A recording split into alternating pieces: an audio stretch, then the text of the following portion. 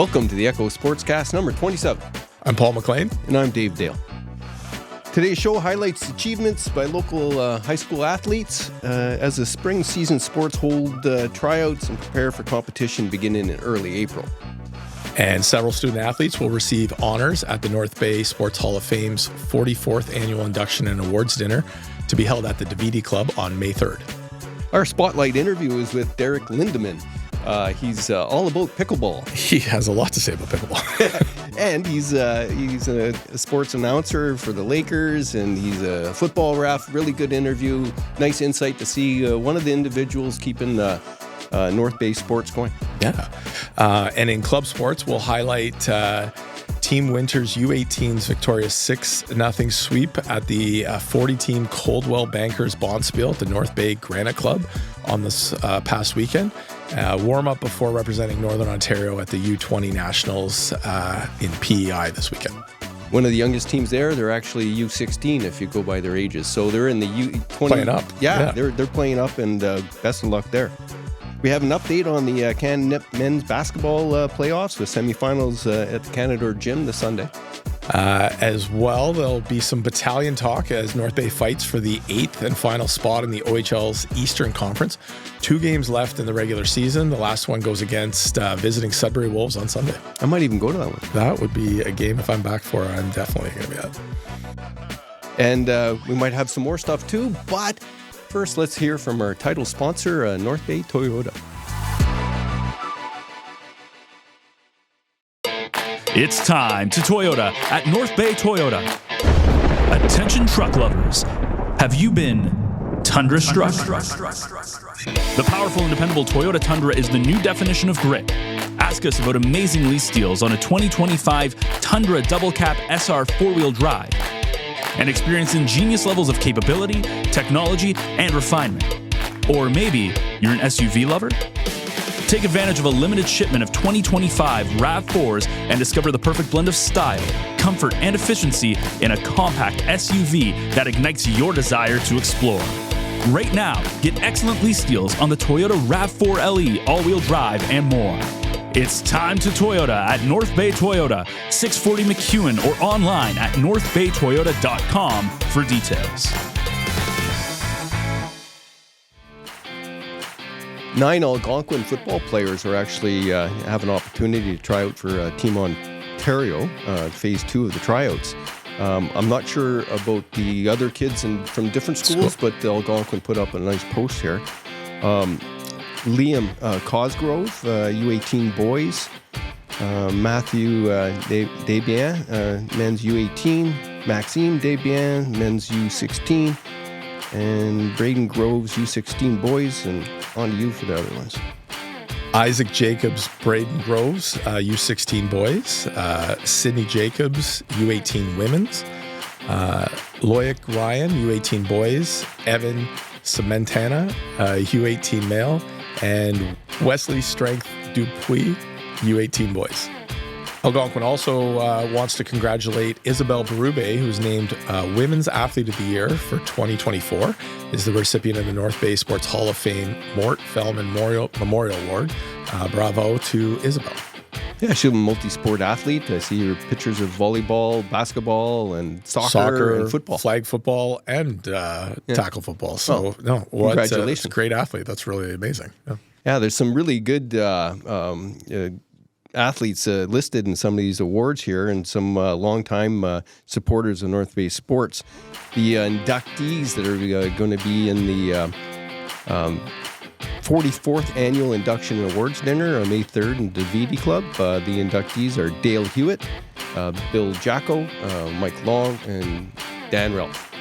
And then some of the awards winners, and actually we're going to try and get all of the nominees on and have a nice little interview with them and learn more about. Yeah, we're coordinating to try to have some spotlights on some of the inductees. Yeah, so keep an eye out for that. In the awards for 2024, the Judge Harry J. Reynolds Memorial Trophy for hockey goes to Joe Bukovich, coaching down in Toronto with the U22 Etobicoke Dolphins. Yeah, right on. As well doing some international work too with women's hockey. So congratulations to Joe. The Jack Burrows Memorial Award for Sports Achievement goes to Rain Bradley and Ryan Hunter. Rain for his javelin, I think, and track and field stuff, as well as being a baseball player, hockey player. I'm sure many other sports. Rain doesn't take a lot of days off. And then Ryan Hunter having a great season with the Toronto Argos. Gets another ring. Yeah. Good for him. And then John Toswell Memorial Award for curling goes to Jamie Graham. And the Al Brennan Memorial Trophy for Coach of the Year goes to Brian Milne. Getting the Jim Aspen Memorial Award for Executive of the Year is Michelle Kandari. Well deserved, for sure. North Bay Pickleball. Yeah. George Martin Memorial Trophy for basketball is going to Pat Lalonde, who's a coach out of Algonquin High School and involved with basketball for a long time. And Special Olympics Award of Excellence going to Jacqueline Osborne. The Thompson Family Award for contribution to fastball, softball, and baseball goes to Jacob Brown.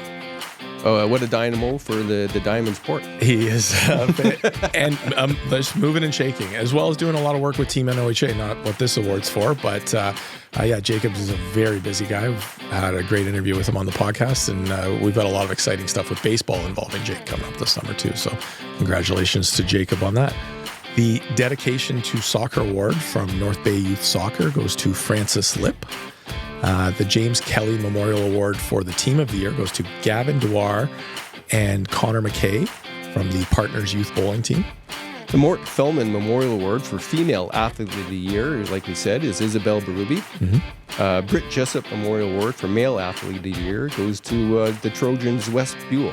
And we saw a lot of his skill set during the basketball championship. Mm-hmm. Pete Palangio Award for Longtime Contribution to Sport goes to Doyle Anthony. And the Pete Hanley Friend of Sport goes to Jim LeCaplin. Jim for his incredible longtime work with North Bay Minor Hockey, the Nipissing District Hockey League, and all of the work. And we lost Jim this year, tragically, and it's been a big hole left behind. And this is a very, just one more way of kind of recognizing everything that Jim brought to North Bay in hockey. Mike Wilkinson's actually going to get the Mike Mitchell and Larry Avery Award for contribution to football. All right. So I keep congratulations. seeing him around at the different games, and we can get a chance to talk a little bit. Well, and so that's a great list for us of lots of spotlight interviews to try to reach out and learn more about. But congratulations to all the award winners for 2024. Yeah, and the Sports Hall of Fame dinner is May 3rd in the Vita Club. Well, you're going to have to get your earmuffs on for this one. Turn down the volume. Turn down the volume. We have Derek Lindeman, and he's a great guy, but his voice is epic. It is. It's like it's so deep and like powerful when he when he talks, and so it was great to chat with him. Though, really passionate about pickleball, and like you said in the preview for this, like the work that he's doing in terms of broadcasting and helping enhance the experience for Nipissing Lakers players and local youth that he's doing, and then he's also refereeing with football. Like, he just can't stay away from sports is what he kind of talks about. Cool. Well, let's hear it from Derek. Today we have Derek Lindeman. Lindeman. Yeah. I spell it wrong too. Thanks for coming in on a short notice. Oh, no problem, Dale. No, that's okay. That's all right. That's perfect. I hear you're into pickleball. Yeah, pickleball. Well, it started back in the 80s. Pickleball was actually a thing back when I was in high school in Pembroke. I was introduced then, and I moved to North Bay in 91 and just didn't hear any more about it, and now it's one of the biggest growing sports in the world. Yeah, I know. It's crazy. Unbelievable. Yeah. And there's a big event in May? Yeah, May 9th and 10th, the North Bay Pickleball Club, we're hosting our first annual... Well, hold on a sec there. You're going to have to lower your voice for this room. This is not a Lakers hockey game. Oh, my God. Yeah. I'm right here. You're right there. Okay. So, the North Bay Pickleball Club, we're hosting our first annual Spring Fling tournament this year. Oh, cool. We're going to have 150 players coming in to Canadore College hosting the event this year. And this is our first of 5 events we have planned this summer here in North Bay. So, how many people in your club? We're 192 registered at the moment.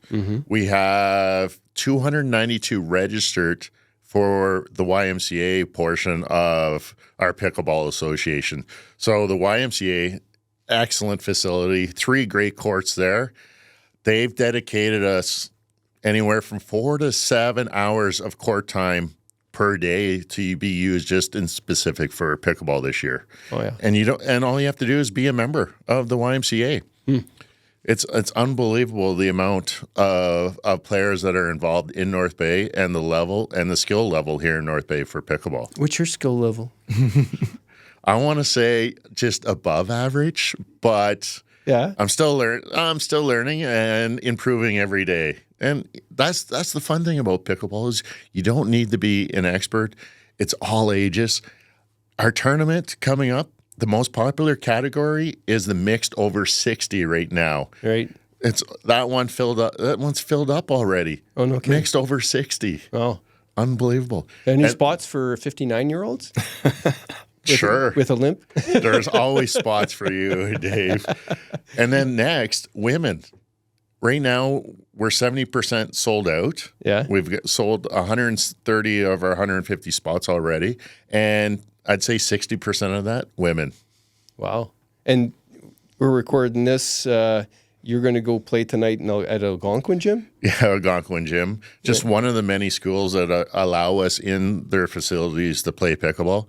3 courts there at Algonquin, and it's the North Bay Pickleball Club that runs that event. Right. So we'll have 20 members out there for 2 hours of quality time. Ages will range anywhere from 22 to 75, 80 probably. Is it every Wednesday night? It's every Wednesday and Friday we play for a couple hours at 7:30, 9:30 or 7:30 to 9:30 on Wednesdays, and a little earlier Friday, 5:30 to 7:30, so that we can get a little meal in there afterwards. I think I could play Paul. Yeah, that actually would be fun. I've never actually. I've held Only a because you have pickleball bad paddle. knees, so we might be. It would be a good fit. It's. I have a question about the surfaces and stuff, or the facilities of the gym. So you're going from different surfaces while you do it, because the outdoor ones. Oh, the outdoor ones, Bork Street. The city did an excellent job. They redid 8 courts last year. Yeah. Top of the line surface, asphalt surface, really nice, spongy. And then we go into playing inside a gym. You got different floors. I've played on tile floors in some gyms. I've played on the old wooden style, laminate flooring. And then there's even some facilities where we play on a hockey ice pad. Really? In hockey arenas. I know I'm looking at an event in Deep River coming up in May, and the rain out facility is the arena. The Powassan Curling Club, we're looking at possibly lining a couple courts when the ice comes out there to put in. So, and then when you guys are at Canadore for this event, Canadore's the host? Is it going to be at multiple facilities? Can you use outdoor, or it's just so this one's just going to be primarily indoor. So it's not just primary. It's going to be an indoor tournament. Yep. They have 6 courts at Canadore. Yeah. So basically it's the same size as a badminton court. Yep. We do put in a separate line for the kitchen. Yep. For those, it's a non-volley zone. It's 7 feet off the net. The badminton line is roughly 6.5 feet, so we have to add 6 inches. Yeah. So we put a piece of tape down on so that people can be aware, just to make sure that they are regulation size and everything. 6 courts. Games are to 15, usually 15-minute games, 10, 15-minute games, depending on the quality of play. We are breaking it down based on skill levels. So we're asking people to register into a skill level that they feel is appropriate for them, because we don't want it to be one-sided. We want people to come up here and have fun, enjoy the facilities, wonderful facilities, and enjoy the competition. It's about the camaraderie. And that's the first thing people will say is that, sure, it's a fun game, but the people that I've met through pickleball is what makes it that much special. Yeah. And people are guaranteed 5 games of pickleball. Friday night, we're doing just specifically mixed. Yeah. And Saturday, we're going to have both. It's going to be gender, so either female or men's doubles will be going on. And it's going to go Saturday anywhere from 8, and we're hoping to have the finals around 5 o'clock in the evening.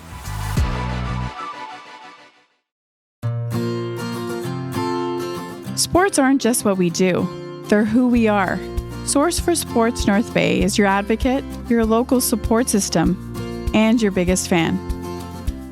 1321 Fisher Street has grown from a place where knowledgeable experts can help you find exactly the gear you need, to the hotbed of team uniforms, apparel and fanwear, to a community stronghold for all the things that truly matter to you and your family's sports journey. We love helping you find your first pair of skates, as much as we relish supporting local leagues, teams, and athletes. Wherever your sports journey takes you, make sure you visit Source for Sports North Bay at 1321 Fisher Street so we can help you along your way. Well, I didn't get back from my vacation in time to check out the Coldwell Bankers Bonspiel, and I really wanted to see the team winners because I heard a lot about them, but I missed. Apparently, they went 6-0. Yeah. And they won the A division. Which, as a underage team going off to, like, this is really something that these guys have got going on. Yeah, they're really a U16 team. They won the U18, and they're representing Northern Ontario now in the U20. Yeah. So, and that's great with a lot of potential. We'll be seeing a lot of them over the next couple of years too. So, the boys went 6-0, ended up in the finals on Sunday, played against Team Bowman, and with some great sweeping and amazing shots by the team, they secured the win in the A division. The team is Skip Riley Winters, Vice Wesley DeCray, second Grayson Gribben, and the lead is Aiden Baxter. Well, that's cool. Well, best of luck to them. In the B division, Team Langlois won. C division, 3Ds and an M won. And D division was the Whiff Wizards. Lots of great bonspiels at the Granite Club. They do a really good job with that. I know a lot of people I kind of was talking to last weekend were busy taking care of that and being a part of it. So, and they got a lot of different events going on. I was just checking out their Facebook page, and they have a comedian coming May 1st. They have bands. It's a rockin' at the Granite Club. It's a very social sport. I haven't really made my way over there, but I feel like it's a lot of things I enjoy because it's a sport, but then it involves the social and the beverages after, and the ratio I've heard is sometimes like almost 3-1. Well, I lived in Graniteville and I actually had my wedding reception there back in 1997. Yeah, and we had a band there, Tara Kane. It was the same band members. Tara, you would know. But they were pretty good. Yeah. Rock and roll. Well, before I went on vacation, I had actually in the middle of it, I had a chance to check out the Can-Nip Men's Adult Basketball League, and some good basketball. I was told the quarterfinals weren't worth really checking out too much last Sunday, so I didn't worry about it because it was some lopsided teams. But we know the semifinals that are going on this Sunday, and it's a green team, a bunch of Trojans and some pickups against the blue team at 6:30, and then DeMarco Lucenti and Dark Horse hit the court 7:45. Nice to see the old guys and the young guys playing basketball together. It's, again, I'm not a rec basketball guy, but I love watching those games because exactly what you said. Like, you've got a real mix of the guys that just continue to play, and then you've got that old man strength, and you understand the game. So even if you're maybe not in the same physical condition as some of the young kids, it's a real battle to figure out who's gonna come out on top, the youth or the old experience. So, well, it's funny. You guys got.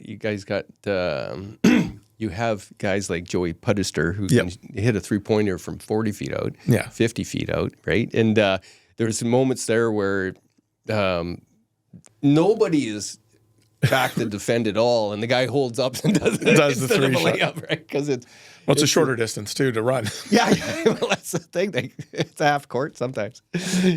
Anyways, I'm not making fun of guys that can play better than me. Yeah, as I don't need to get schooled by Joey because I've watched him play, and it's I'm a spectator for sure. Yeah. Well, let's talk battalion. It's near the end of the season, and they're fighting for a playoff spot. Yeah.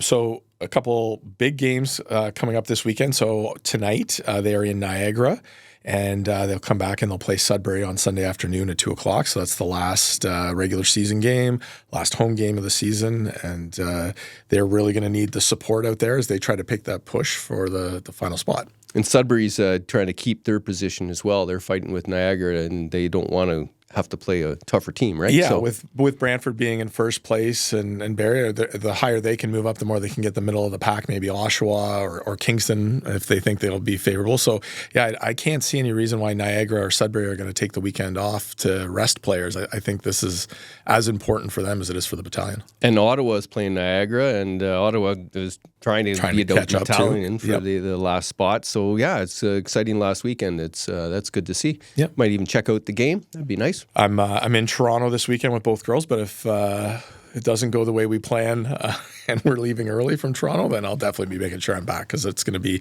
great game. Hopefully, it's the time of year where we have a good packed barn and a lot of people cheering on the battalion. Well, actually, featured Sunday is the annual Jack Lockhart, local artist, icon.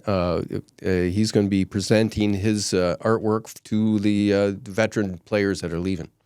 And a really nice thing that's really sort of, you're seeing it more and more, the senior nights, recognizing those players for their careers. And it is a really big thing for not only the player, but their entire family because, for some of the players too, like this really is the pinnacle.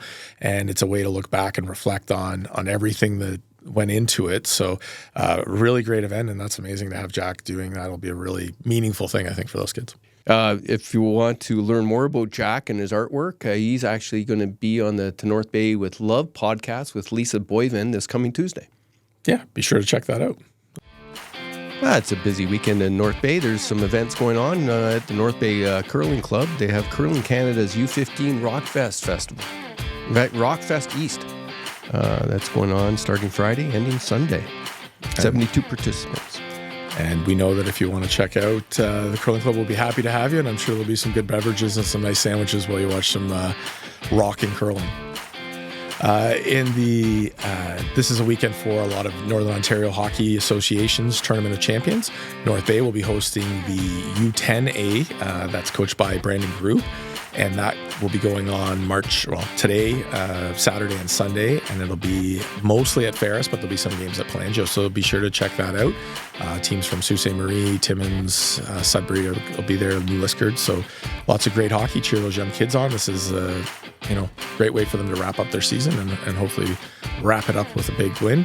My son's team is heading up to Timmins right now, so they're doing their own Tournament of Champions, and they'll be playing Coppercliff, Sudbury, Sault Ste. Marie, Timmins. What age group's that? So that's U10. That's just the AA division too. So, and then throughout, I know there's North Bay teams going to Sault Ste. Marie. I think somebody's got to go to Wawa. So they're spread out all across, and busy weekend, but kind of the last bit of travel for these parents before we get into the spring season and tryouts. Well, I remember back in my East Nipissing Vipers days, we'd actually check to see where the tournament was and to kind of decide which level we wanted to compete in based on travel. Well, and it is a big thing. And I can remember early days in the store, wondering why we didn't host more of them, and it was kind of rare. And then you would hear the team saying I gotta go to Wawa, and it's pretty great for those associations to put in for them, but a lot of costly travel for the rest of the North. So, anyways, it's all part of it. That's what we sign up for, it's good to be a part of that. Yeah, that's cool. The following weekend, March 28th to 30th, the Northeast Regional Ringette Championships are here. Estimated 450 participants. I'm reading from the list from the Tourism North Bay they put out every month of all the big events happening. So they'll be at Sam Jack's, inventor of Ringette, and Pete Pelangio. And then also next weekend, the Bay City Ballers have their 3-on-3 Canada Pro Tour. So that's will be Saturday, Sunday, March 29th and 30th at the Canadore College gym. And they're estimating to have 150 participants there.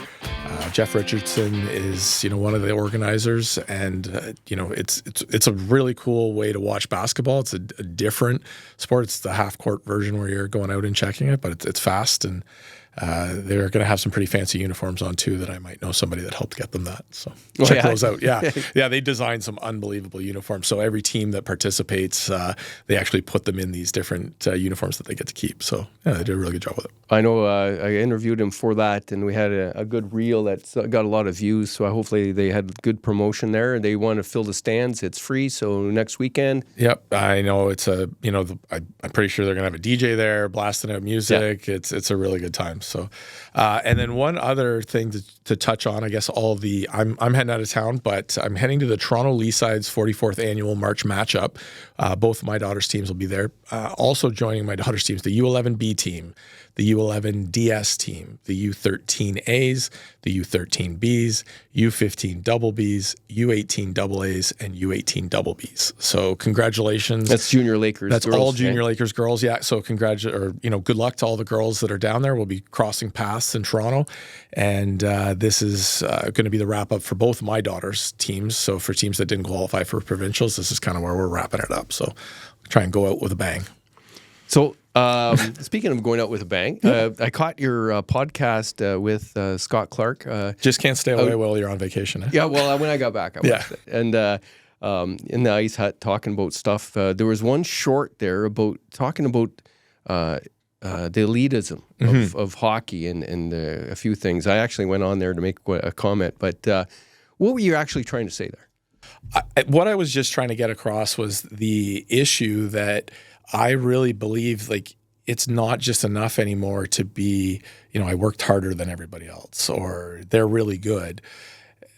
The economics of that also plays into the fact, and you have to there's so much extra training in order to I hate the word keep up, but so many kids across the country and across the world are doing this, and it just seems like it's just not enough to play. And so that it comes at a cost, and that cost is not attainable for everybody. It's not realistic, and it's just disappointing. I don't know a fix. I'm not here to try to say that I can come up with a plan for it, but it is really hard, and you're at a distinct disadvantage if you can't afford to keep doing all of this training. So it's definitely something where I hate that takes away from just enjoying and playing the sport.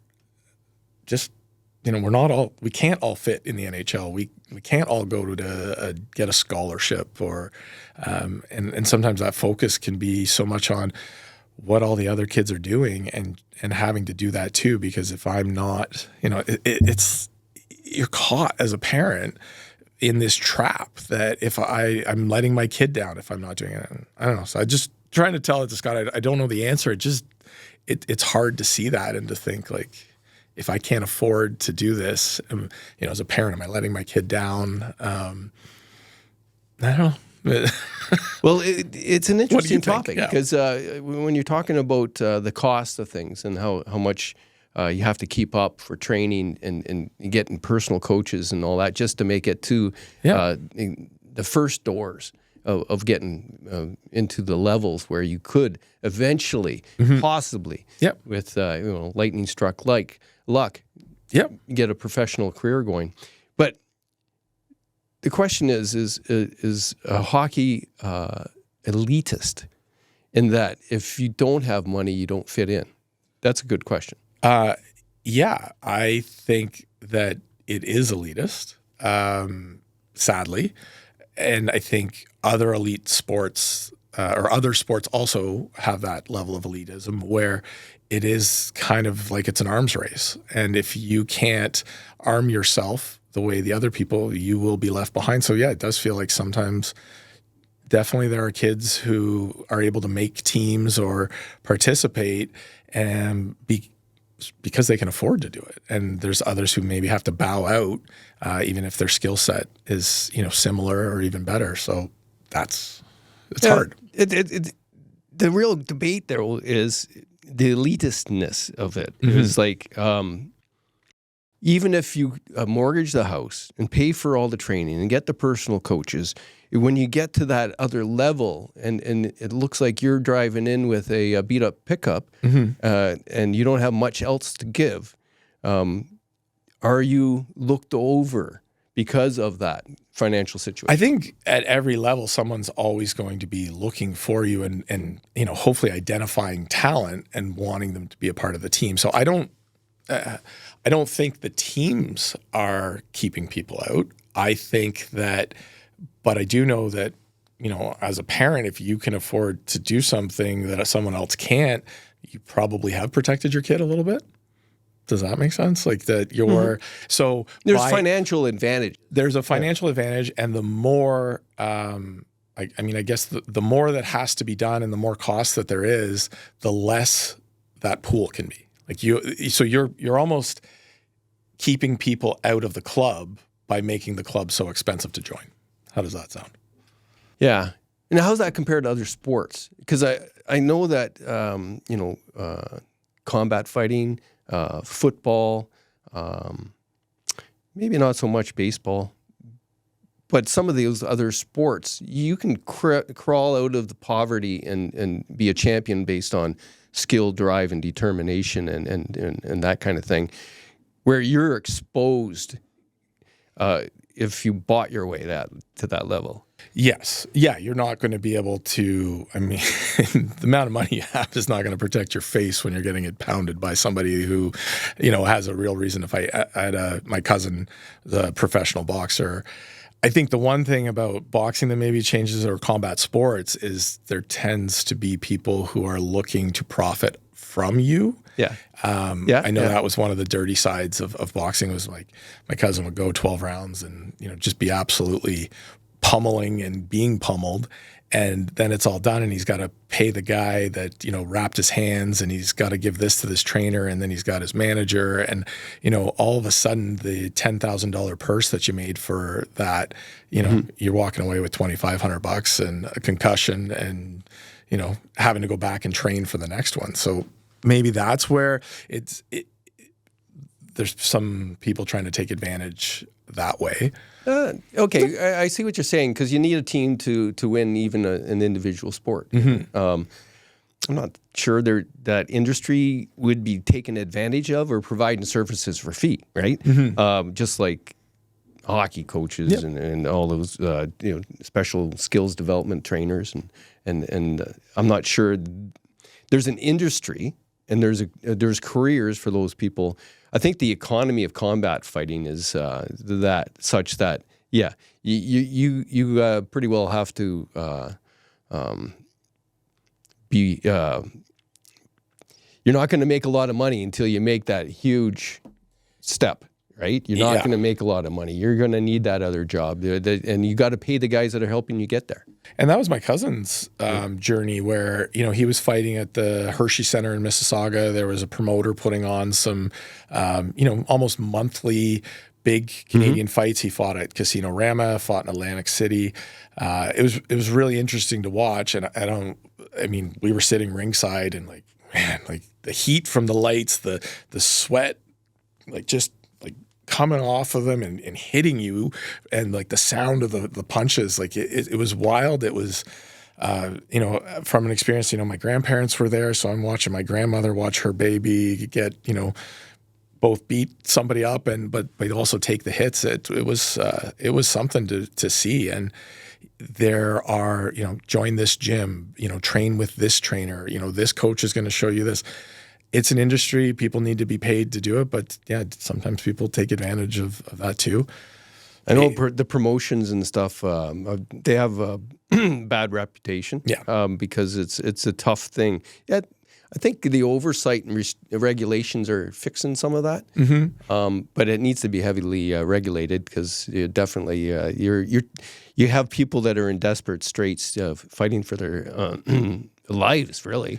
Well, and fighting for that big payday. So boxing and mixed martial arts, I think are different. I don't pretend to be any sort of expert on it, but I know for mixed martial arts, especially in the promotion of the fights, I think it's more about the fight. A promoter's looking for an entertaining fighter, and your record doesn't matter as much. Boxing still has this strange thing that the protection of the undefeated record. Yeah. So, Yeah. it was, you were so strategic in who you were trying to fight and, what that person's record and how you could keep going until you could hopefully get that payday.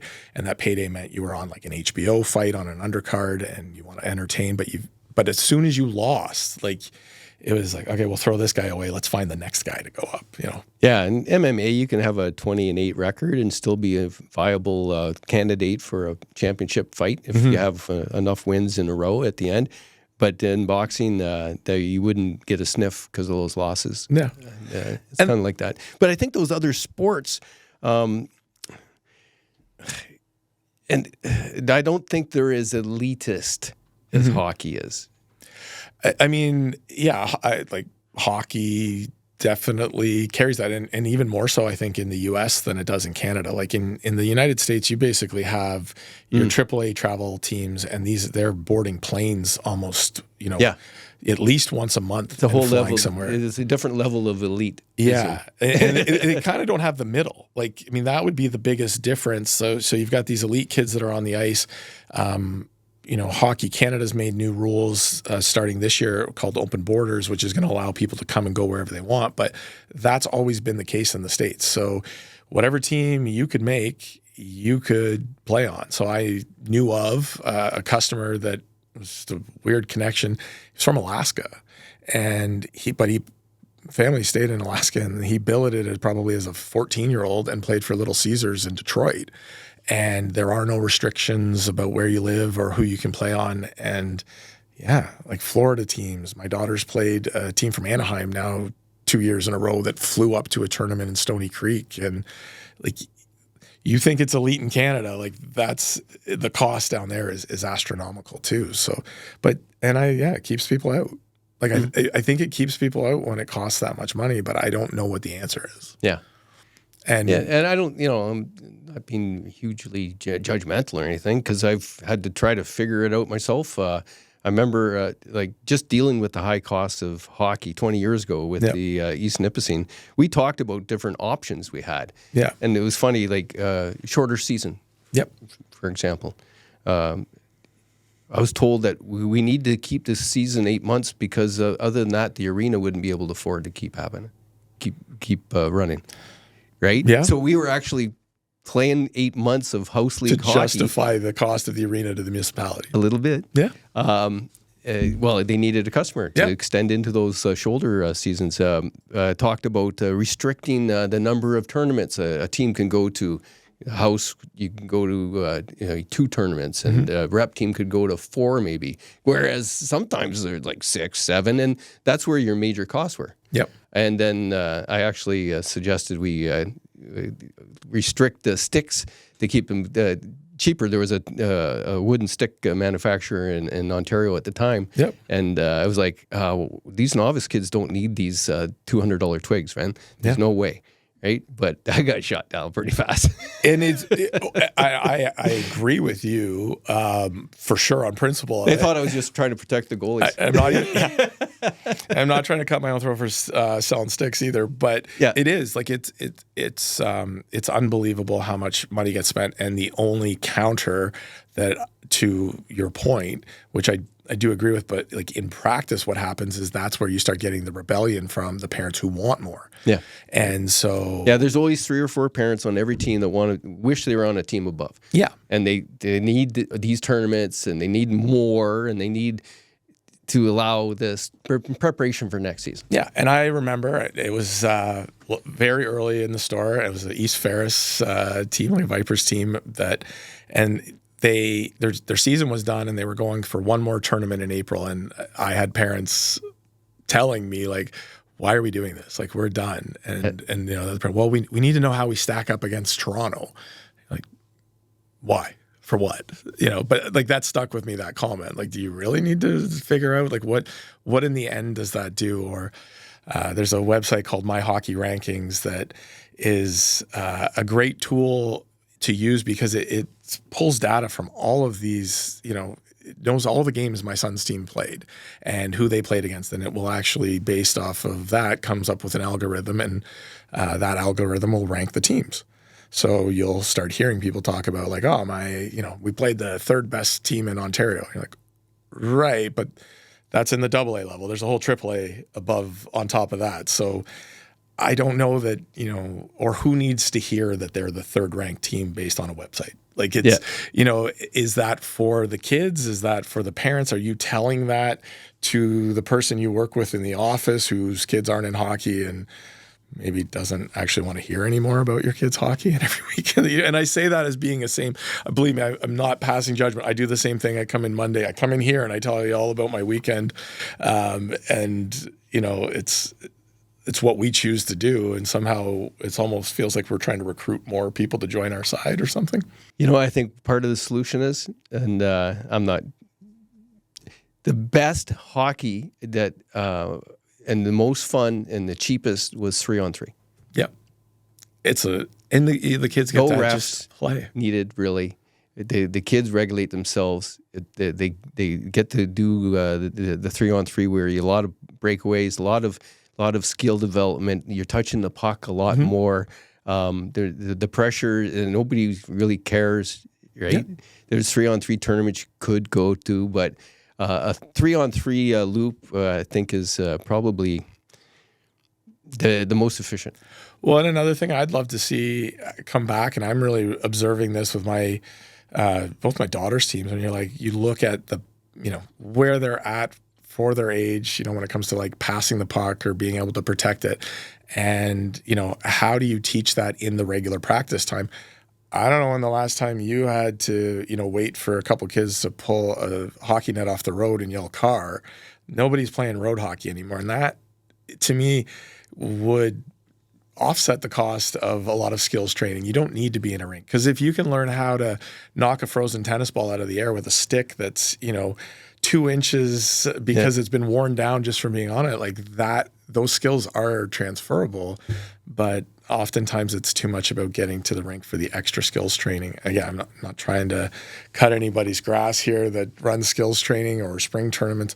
I'm a part of all of it. So I think you need to have a healthy balance of both. Like you can't restrict what people are going to do despite your best efforts to think you're protecting them. They're going to rebel. And that could be soccer, where I don't want to go to a jamboree where we don't keep score. Meanwhile, the kids are counting the score. Like, let them play. Let them have a bit of a competition. Somebody wins.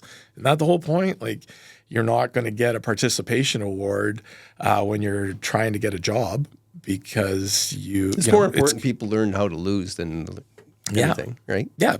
It is. And it's sad when you watch the kids, crying after they lost or got eliminated from a tournament. You feel bad as a human being. You don't want somebody else, but you also want them to realize, like, well, you didn't do enough to win today. So if you want, go back and figure out what you have to do so that you can come back and win next weekend.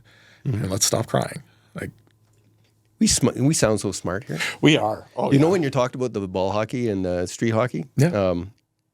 I ended up getting I had a frozen orange street hockey ball. Yep. I was a goalie, and right on the inside of the thigh, just it still hurts. Yeah. I mean, even the road hockey protection has come a long way. But yeah, that was something, wearing the I would be a goalie and I'd have a catcher's chest pad on, a baseball glove, some old blocker that was like curved and, pads. We actually, in shop class, melted the plastic to make our own masks. Oh, really? And we made our own blockers. Okay. Yeah. That was pretty hardcore in Cape-Rel. But now, I'll tie it all back in and we can wrap this conversation up. It's like there was a time when Northern Ontario had that distinct advantage because the ice stayed out longer and you could just, play for hours on the lake or whatever you want to do. And kids in Southern Ontario couldn't do that. Well, now kids in Southern Ontario the rinks are open year round. It's a business. There's, your winter season ends and tryout season, and then there's spring hockey. And there's people that just spend that whole summer, sometimes playing more hockey between the months of May and August than they will in September to February because of how busy they are going to. There's a tournament every weekend somewhere if you want to go. Oh, I can imagine. Yeah. Speaking of melting ice, the Ferris Business Network has Ice Off Lake Nipissing contest with lots of great prizes. Go check out it on their website. You have to make your guess a week before the ice is out. Yeah. Last year it was April 6th is the date, but I think we're going to have ice longer this year, and my guess is April 19th. Okay. Well, my limited understanding of it, but we were standing on some pretty thick ice when I was out with Scott in the hut. So let's go with April 13th for me. I'm going to be a little earlier because I have no idea what I'm talking about. But I have seen those ballot boxes at some businesses. So yeah, support that. It's a great, fun way to do it. Yeah. Well, that's our Sportscast 27, and we're looking forward to the NDA action and getting back into the spring sports coming up. Thank you for watching us. I'm Paul McLean. And I'm Dave Dale. Please like, share, comment, and send us your stuff from your sport, and we'll cover it too.